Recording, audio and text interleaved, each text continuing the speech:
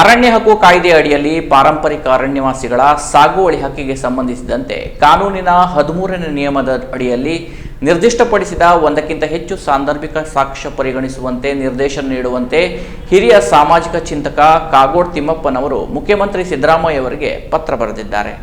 ಅರಣ್ಯ ಹಕ್ಕು ಕಾಯ್ದೆ ಅಡಿಯಲ್ಲಿ ಪಾರಂಪರಿಕ ಅರಣ್ಯವಾಸಿಗಳ ಸಾಗುವಳಿ ಹಕ್ಕಿಗೆ ಸಂಬಂಧಿಸಿದಂತೆ ಕಾನೂನುಬಾಹಿರವಾಗಿ ಪುನರ್ ಪರಿಶೀಲನೆ ಮಾಡುತ್ತಿರುವುದನ್ನು ಸ್ಥಗಿತಗೊಳಿಸುವುದು ಮತ್ತು ಕಾನೂನುಬಾಹಿರವಾಗಿ ಅರಣ್ಯವಾಸಿಗಳಿಗೆ 3 ತಲೆಮಾರಿನ ವೈಯಕ್ತಿಕ ದಾಖಲೆಗಳಿಗೆ ಆಗ್ರಹಿಸುವ ಬದಲಾಗಿ ಕಾನೂನಿನ 13ನೇ ನಿಯಮದಲ್ಲಿ ನಿರ್ದಿಷ್ಟಪಡಿಸಿದ ಒಂದಕ್ಕಿಂತ ಹೆಚ್ಚು ಸಾಂದರ್ಭಿಕ ಸಾಕ್ಷ್ಯ ಪರಿಗಣಿಸುವಂತೆ ನಿರ್ದೇಶನ ನೀಡುವಂತೆ ಹಿರಿಯ ಸಾಮಾಜಿಕ ಚಿಂತಕ ಕಾಗೋಡು ತಿಮ್ಮಪ್ಪನವರು ಮುಖ್ಯಮಂತ್ರಿ ಸಿದ್ದರಾಮಯ್ಯನವರಿಗೆ ಪತ್ರ ಬರೆದಿದ್ದಾರೆ.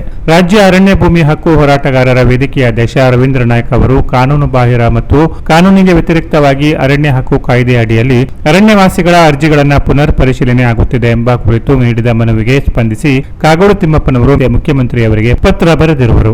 ಅರಣ್ಯ ಹಕ್ಕು ಕಾಯ್ದೆ ಅಡಿಯಲ್ಲಿ ಪಾರಂಪರಿಕ ಅರಣ್ಯವಾಸಿಗಳ ಸಾಗುವಳಿ ಹಕ್ಕಿಗೆ ಸಂಬಂಧಿಸಿದಂತೆ ಕೇಂದ್ರ ಸರ್ಕಾರದ ಬುಡಕಟ್ಟು ಮಂತ್ರಾಲಯದ ಸೆಪ್ಟೆಂಬರ್ 12, 2014ರ ಆದೇಶ ಅರಣ್ಯ ಹಕ್ಕು ಕಾಯ್ದೆ 12A11 ರಂತೆ ಗುಜರಾತ್ ಉಚ್ಚ ನ್ಯಾಯಾಲಯದ ರಿಟ್ ಪಿಟಿಷನ್ ಆದೇಶಗಳಿಗೆ ವಿರುದ್ಧ ಕಾನೂನುಬಾಹಿರವಾಗಿ 3 ತಲೆಮಾರಿನ ವೈಯಕ್ತಿಕ ನಿರ್ದಿಷ್ಟ ದಾಖಲಾತಿಗಾಗಿ ಉಪ ಮತ್ತು ಜಿಲ್ಲಾ ಅರಣ್ಯ ಹಕ್ಕು ಸಮಿತಿಗಳು ಒತ್ತಾಯಿಸುತ್ತಿರುವುದನ್ನು ಹಾಗೂ ನಾಮನಿರ್ದೇಶನ ಸದಸ್ಯರ ಅನುಪಸ್ಥಿತಿಯಲ್ಲಿ ಅರ್ಜಿಗಳ ಪುನರ್ ಪರಿಶೀಲಿಸುವ ಕ್ರಮವನ್ನು ಸ್ಥಗಿತಗೊಳಿಸುವಂತೆ ಪತ್ರದಲ್ಲಿ ಕಾಗೋಡು ಅವರು ಉಲ್ಲೇಖಿಸಿದ್ದಾರೆ.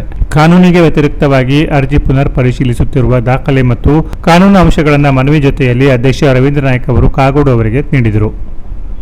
Canara plus news, Siddapura.